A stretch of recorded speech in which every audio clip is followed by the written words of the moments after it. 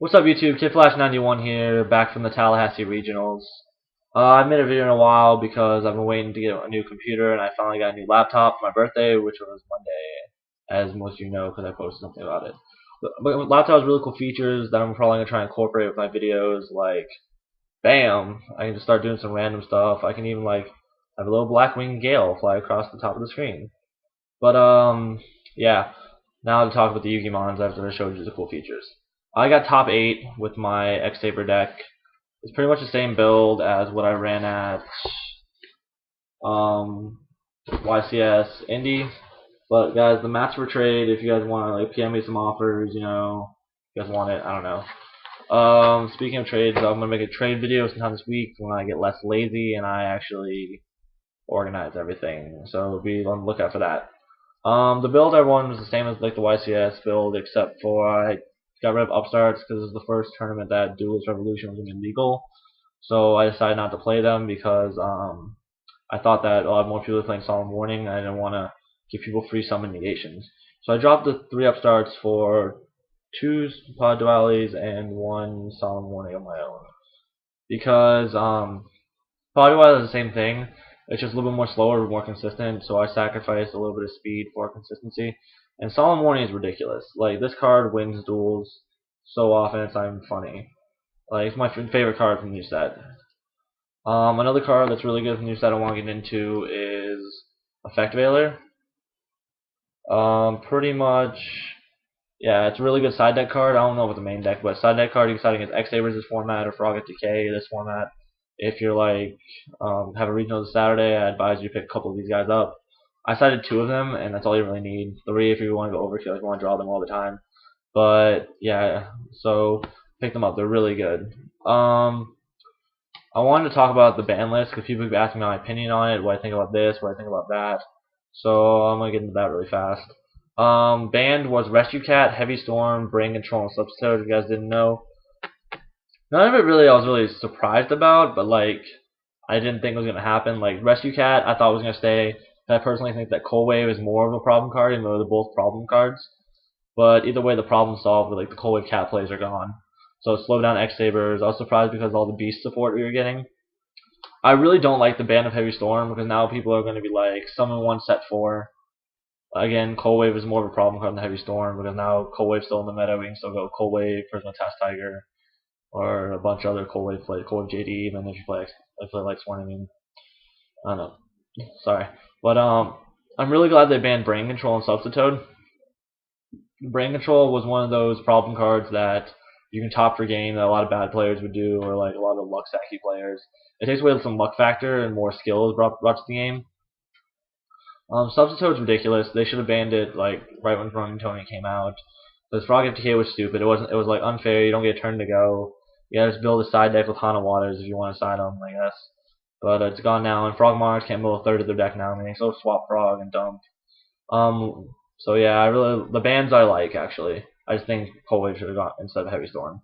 Limited was Black Whirlwind, Royal Oppression, Infernity Launcher, and the 2 they brought back were Monster Reborn and Dark Hole. Black Whirlwind I agree with because Blackwings with Pod Duality and Japanese build can like dig for the Whirlwinds really easily if there's more than one of them. So pretty much you stop that problem because if a Blackwing deck goes first and they dig and grab a Whirlwind, they can get so much plus off that one Whirlwind that you can't keep up. So it kind of balanced when they're brought to 1.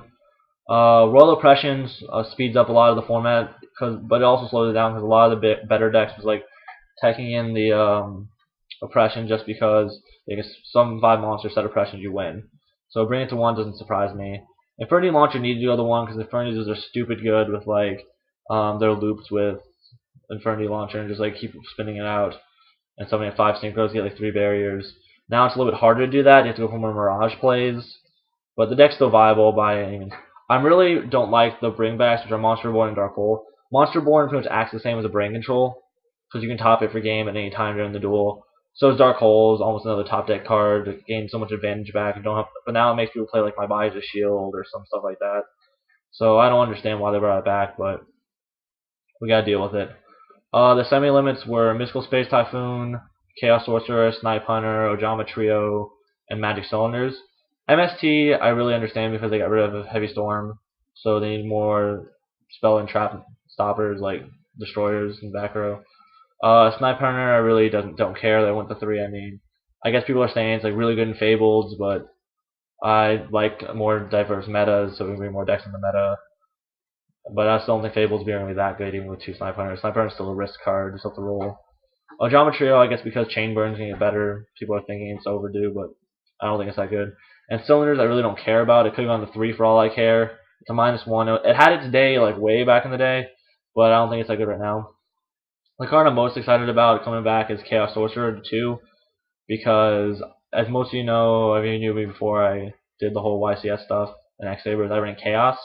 So next format, I'm pretty much going to be probably building a Chaos deck and a X Saber deck to go along with each other, because those are 2 of my favorite deck types I've done really well with.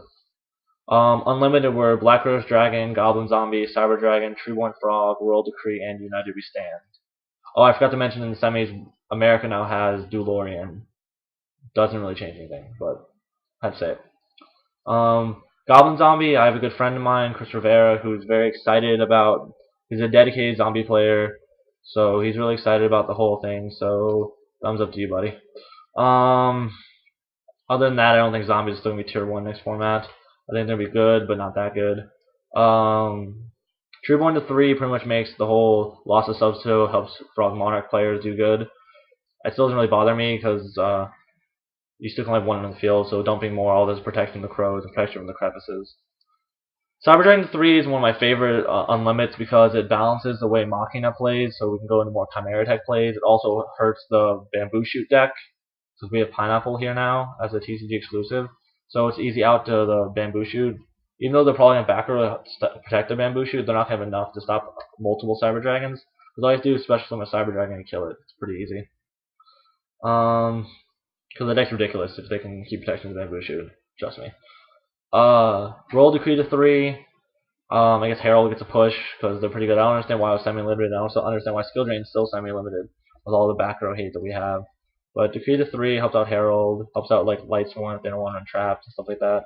Other than that, I don't think it's that big of a push on the meta. United We Stand to 3 helps out, I guess, more for Tronics or like 6 Samurais if they want to tech it in. Also, one thing I didn't like was the Black Rose to 3. I don't want to have to deal with that for an entire format. We already have Dark Holes, a large hit spammer. Now we have Black Rose to deal with. The people can spam with, like Quick Draw with the Debris Dragon. Even Sabo decks are viable, even though Sabo's not that good. Well, I guess I'm gonna wrap this up. That's my pizza getting done, so I'm gonna go eat that. And just look out for my next videos talking about my trades and how I feel about my new decks in the meta. So, until next time, guys, Kid Flash over and out.